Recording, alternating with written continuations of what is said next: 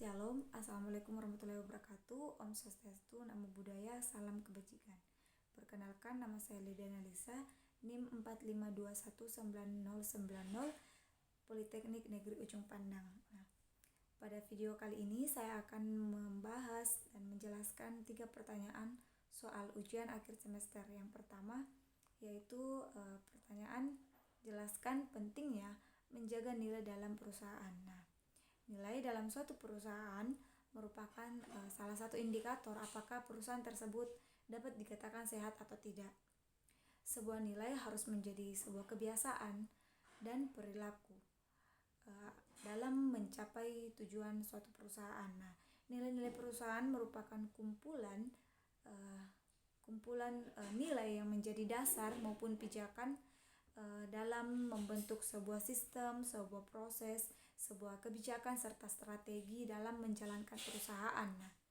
Selain itu, nilai-nilai perusahaan dapat menjadi pijakan dalam mencapai tujuan jangka pendek, menengah maupun jangka panjang. Untuk pertanyaan yang kedua yaitu apakah perusahaan harus menjaga budaya organisasinya? Menurut saya iya, harus. Berikan alasan. Alasan perusahaan harus menjaga budaya organisasinya yaitu agar tidak terkontaminasi atau tidak terpengaruh oleh budaya baru atau budaya yang mungkin saja dibawa oleh karyawan baru dalam suatu perusahaan, karena tentunya dalam suatu perusahaan telah memiliki budaya yang telah diterapkan turun-temurun. Budaya-budaya tersebut tidak mungkin digeserkan oleh budaya-budaya yang baru yang bisa saja mengancam suatu perusahaan tersebut. Untuk pertanyaan yang ketiga yaitu jelaskan bagaimana penerapan teori motivasi Maslow dalam perusahaan. Perusahaan yang saya ambil yaitu perusahaan Toyota. Untuk teori Maslow sendiri itu berbentuk dapat digambarkan dengan bentuk piramida, dan pada bagian paling dasar itu ada fisiologis, kedua ada rasa aman, ketiga ada sosial, keempat ada penghargaan, dan yang paling atas ada aktualisasi diri. Untuk fisiologis sendiri itu berhubungan atau berkaitan dengan makanan, minuman, tempat tidur, pakaian, tempat tinggal, dan lain-lain. Untuk di perusahaan Toyota sendiri, semua karyawan Toyota puas dengan kebutuhan tingkat yang lebih rendah.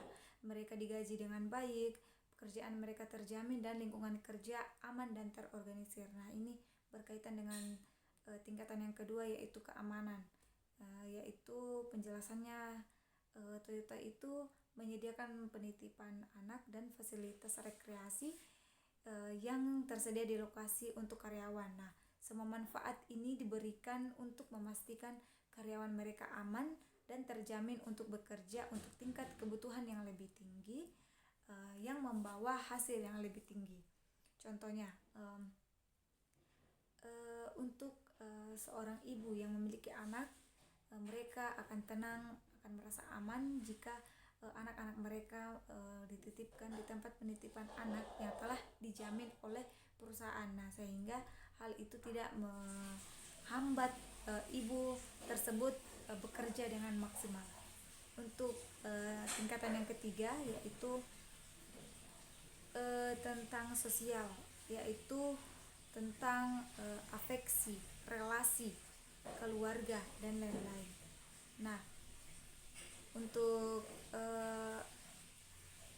Untuk kebutuhan tersebut dalam kaitannya hubungan sosial karyawan dalam Toyota sangat baik adanya.